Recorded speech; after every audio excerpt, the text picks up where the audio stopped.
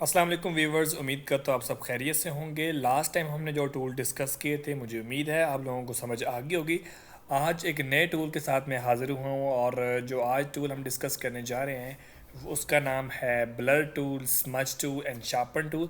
तो चलिए शुरू करते हैं। उसके लिए मैं एक इमेज लेके आ रहा हूँ एडोब फोटोशॉप के अंदर। सबसे पहले मैं जस्ट एक रैंडम सा कैनवस, बल्कि कैनवस से बेहतर है मैं एक इमेज इंपोर्ट करके लेके आऊँ ताकि आप लोग इसको बेटर अंडरस्टैंड कर पाएँ।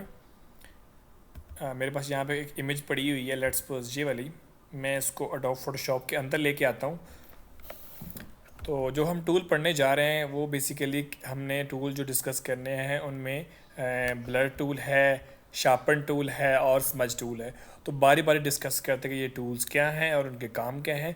ब्लर टूल जैसे कि नाम इंडिकेट कर रहा है कि चीज़ों को ब्लर करेगा। तो कैसे ब्लर करेगा तो वो जानते हैं, लेकिन मैं देख ये टूल जो है बड़े सेंसिटिव टूल्स हैं और बड़ी माइनर, बड़ी बारीकी के साथ, बड़ी डिटेल के साथ ब्लर करते हैं।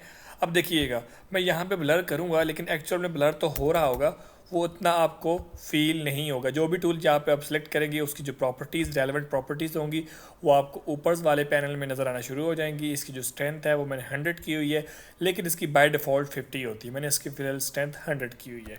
अच्छा देखिएगा, मैंने जैसे ही ब्लर किया वो इतना ब्लर नहीं कर रहा। अब उसकी वजह क्या है, चूँकि ये टूल बड़ा ही बारीक है और बड़ा ही सेंसिटिव टूल है और जो मेरी इमेज की क्वालिटी है वो बड़ी हाई है, तो जिस वजह से ये इतना ब्लर फील नहीं हो रहा। मैं ज़रा इमेज की क्वालिटी लो कर चुके, अगर मैं करूँ ना Ctrl+1, किसी भी इमेज की क्वालिटी चेक करनी हो तो आप Ctrl+1 करें। Ctrl+1 करने से क्या होता है, इमेज की जो जूम क्वालिटी होगी वो 100 गुना जूम हो जाएगा। देखिए अगर मैं Ctrl+1 करता हूँ तो इमेज मेरी 100 गुना जूम हो जाएगी और इसमें इमेज की क्वालिटी देख सकता हूँ। अगर इमेज Ctrl+1 करने से आपकी इमेज फट रही है तो इट मीन्स आपकी जो इमेज की क्वालिटी इतनी अच्छी नहीं है। लेकिन ये देखिए, मैंने 100 तक जूम किया, यानी कि Ctrl+1 किया, उसके बाद भी इमेज की क्वालिटी इतनी ख़राब नहीं हो रही। इट मीन्स ये बड़ी हाई पिक्सल वाली इमेज है और बड़ी एचडी क्वालिटी की इमेज है, इसलिए इतना ब्लर फील नहीं हो रहा। मैं इस इमेज की क्वालिटी थोड़ी सी कम करता हूँ, देन ही आपको इसको अंडरस्टैंड कर पाओगे कि बेसिकली ब्लर टूल है क्या। इमेज की क्वालिटी लो कैसे करनी है आपने, इट्स अ वेरी सिंपल। आपने यहाँ में जाना है इमेज वाले सेक्शन के अंदर। यहाँ पे आपको ऑप्शन मिलेगा इमेज के, आपको यहाँ पे साइज़ का ऑप्शन मिलेगा। साइज़ का क्लिक करेंगे तो इसकी डायमेंशन देखिए 4075 मल्टीप्लाई बाय 2717 पिक्सल्स में है और ये 31 MB की पिक्चर्स है, बड़ी हाई रेजोल्यूशन पिक्चर्स है। तो मैं चाह रहा हूँ कि इसकी इमेज की क्वालिटी कम कर ली जाए। लेट्स सपोज जो 56 बिट है, मैं इसको 20 के ऊपर लेके आता हूँ। 20 के ऊपर लेके आया, यानी कि मैंने इसको कम कर दिया। पहले 56 था, अब मैंने इसकी विड्थ 20 कर दी। तो अब देखिए कि इमेज आपकी बहुत छोटी हो जाएगी। इट मीन्स इमेज की क्वालिटी बहुत मैंने डाउन कर दी है। तो हम यहाँ से इमेज की क्वालिटी डाउन कर सकते हैं। कैसे करनी है, आपने इमेज भी जाना है, इमेज साइज़ में, इमेज साइज़ में जाने के बाद आपने यहाँ से इसकी क्वालिटी कम कर दी। देखिए पहले 37 MB की थी, अब जस्ट 3 MB की बच गई है। इट मीन्स मैंने इसकी क्वालिटी को कम कर लिया। अब अगर इसमें जूम करूँ तो ये फटेगी भी सही, चूँकि इसकी इमेज क्वालिटी मैंने ये देखिए फटना शुरू हो गई है। मैंने इसकी इमेज क्वालिटी लो की है। अब ज़रा देखिएगा ब्लर टूल अप्लाई कैसे होगा। मैंने आपको हमेशा बताया कि आपने कभी भी बैकग्राउंड के ऊपर कलर नहीं कर, बैकग्राउंड जो है उसके ऊपर कोई भी काम नहीं करना। उसकी वजह यही है कि आप बैकग्राउंड के लेयर के ऊपर काम करेंगे तो क्या होगा, आपका जो काम होगा वो परमानेंट होगा, कभी भी चेंज नहीं होगा। तो उसके लिए बेहतर हल यही है कि आप हमेशा न्यू लेयर्स के ऊपर काम करें, ताकि आपका जो काम है वो आप उसको दोबारा एडिट करना चाहो, उसमें कोई भी चेंजेस करना चाहो तो आप कर सकते हो। मैंने अगेन वही ब्लर टूल लिया। ब्लर टूल लेने के बाद मैंने जो एक लेयर बना ली, मैं ब्रश का साइज़ थोड़ा सा कम कर देता हूँ। अच्छा, यहाँ पे आपको एक ऑप्शन मिलेगा टॉप पैनल के अंदर, सैम्पल आल लेयर। अगर मैं सैम्पल आल लेयर नहीं करता और मैंने न्यू लेयर्स बना ली, तो अगर मैं अब ब्लर करूँ तो ब्लर नहीं होगा। उसकी वजह क्या है, चूँकि मैंने न्यू लेयर के ऊपर किया हुआ था, बैकग्राउंड के ऊपर नहीं किया था। अगर आप न्यू लेयर के ऊपर काम करना चाहते हैं कि मैं न्यू लेयर के ऊपर ब्लर करूँ, न्यू लेयर के ऊपर काम करूँ, लेकिन अप्लाई इसी लेयर के ऊपर हो, तो आपने क्या करना है, इस वाली लेयर्स को टिक कर लेना। लिखा हुआ ना सैम्पल्स आल लेयर, इसको टिक करेंगे तो क्या हो जाएगा, आपकी जो नीचे वाली लेयर्स होंगी, होगा तो काम इसी लेयर्स के ऊपर, लेकिन आपको जो काम होगा वो इस न्यू लेयर के ऊपर शो करेगा। यानी कि आपकी जो जो असल इमेज है वो ख़राब तो नहीं होगी, लेकिन आपका काम भी न्यू लेयर के ऊपर हो रहा होगा। अब देखिएगा, मैंने सैम्पल्स आल लेयर कर लिया, न्यू लेयर जनरेट की और ब्लर टूल से मैं ब्लर करने जा रहा हूँ। ये देखिएगा, आप इजीली फील कर सकते हैं ये ब्लर हो रहा है। ये देखिए, मैं पूरी इमेज जो मेरे यानी कि ऑब्जेक्ट्स के अलावा मैं चाह रहा हूँ कि मेरा ऑब्जेक्ट है वो वैसे के वैसे रहे और जो मेरा बाकी चीज़ें हैं, गाड़ी है जो पीछे वैन खड़ी हुई है, उसको मैं ब्लर कर दूँ। तो आप ये बड़ी ही बारीकी से अपनी मर्ज़ी से जितना चाहें इसको ब्लर कर सकते हैं। और ये मज़े की बात, ये मैं काम न्यू लेयर के ऊपर कर रहा हूँ।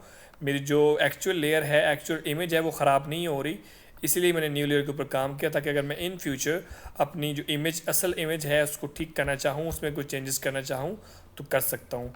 तो ये आप ये देख सकते हैं कि मैंने बड़ी ही बारीकी से, बड़ी आराम सुकून से, अपनी मर्ज़ी से जो जो पार्ट आपने ब्लर करना है आप जूम कर सकते हैं। जूम करके आप उसको, मैं इसका साइज़ थोड़ा सा कम करता हूँ ब्रश का। तो अब देखिएगा जो भी पार्ट मैंने ब्लर करना हुआ, मैं इसको ईज़िली ब्लर कर सकता हूँ। ये देखिए, अगर इसको मैं जूम आउट करूँ तो मेरे ये मोस्टली पार्ट जो हैं वो ब्लर हो चुके हैं। मैं आपको दिखाता हूँ डिफरेंस, इन दोनों में डिफरेंस क्या है। ये देखिए मेरी न्यू लेयर के ऊपर काम हुआ था, अगर मैं आपको दिखाऊँ, ये बिफोर है और ये आफ्टर है। अब देखिए, आप देख सकते हैं कि यहाँ पे ब्लरी इफेक्ट आ रहा है, तो इट मीन्स कि मैंने ब्लर इफेक्ट अप्लाई कर लिया है। और मैंने ये न्यू लेयर के ऊपर काम किया, मैंने बैकग्राउंड के ऊपर काम नहीं किया। ये देख सकते हैं मैंने न्यू लेयर, मैं नीचे वाली लेयर को ऑफ करूँ तो ये देखिए जो ब्लर इफेक्ट अप्लाई हुआ है वो न्यू लेयर के ऊपर हुआ है। मैंने बैकग्राउंड लेयर को ऑफ़ किया है। तो आप चाहें तो उस लेयर को डिलीट कर सकते हैं। डिलीट करने के बाद आपकी जो एक्चुअल इमेज है वो वैसे की वैसी पड़ी हुई है, उसमें कोई भी चेंजेस, कुछ भी कोई ख़राबी वगैरह नहीं है। अच्छा, ये है हमारा ब्लर टूल। होप्स आप लोगों को इस बात की समझ आ गई होगी कि ब्लर कैसे करना है। हमने अपने ब्रश टूल के साथ, ये सिंपल ब्रश ही है, ब्रश की तरह हम ब्लर कर लेते हैं। आपने करना कैसे है, न्यू लेयर्स बना के आपने सैम्पल्स आल लेयर को लाजमी टिक करना है। अच्छा, उसी के अंदर एक और टूल्स भी है, शार्पन टूल्स। शार्पन टूल्स नाम ही इंडिकेट कर रहा है कि चीज़ों को ये शार्प करता है। It's very simple. अगर देखिएगा, मैं किसी एक चीज़ को अगर शार्प करना चाहता हूँ, लेट्स सपोज मैं इस नंबर को शार्प करना चाहता हूँ, तो ये देखिएगा नंबर मेरा थोड़ा सा मोर प्रोमिनेंट हो जाएगा as compared to other numbers. ये देखिए, दूर से देखिए अगर इमेज को, तो जो मेरी इमेज है बाकी नंबर्स इतने प्रोमिनेंट नहीं है, लेकिन ये जो मेरी टेक्स्ट मैंने ये स्पेसिफिक पार्ट को किया है तो ये शार्पन्स हो गए हैं। तो किसी भी चीज़ को आपने शार्प करना है, लेट्स सपोज मैं चाह रहा हूँ इस बॉटल को शार्प करूँ, तो ये देखिएगा मेरी जो बॉटल है ये बड़ी ही शार्प हो जाएगी, पंजट्स कलर की होगी। ये देखिए, तो ये बड़ी दूर से दिख रही है मुझे ये वाली इमेज, बॉटल्स भी और ये वाला टेक्स्ट भी, चूँकि मैंने इनको शार्प किया है। नाम इंडिकेट कर रहा है, शार्पन टूल चीज़ों को शार्प करता है। मैं कंट्रोल जी कर रहा हूँ। आपने हमेशा न्यू लेयर के ऊपर काम करना है। मैं अगेन आपको बात बता रहा हूँ, न्यू लेयर के ऊपर काम करके सैम्पल्स जो है, सैम्पल्स आल लेयर है, उसके ऊपर टिक कर लेना है। अब जो जो आपका शार्प होगा वो न्यू लेयर के ऊपर ही होगा। ये देखिए मैंने इस टेक्स्ट को शार्प किया, लेकिन ये मेरा अलग लेयर के ऊपर था। ये देखिए, तो आप इस तरह शार्प टूल के इस्तेमाल करके चीज़ों को शार्प कर सकते हैं। अच्छा, लास्ट पे एक और टूल है इसी के अंदर ही। पहला टूल था ब्लर टूल, दूसरा टूल था शार्पन टूल, थर्ड पे है जी स्मज टूल।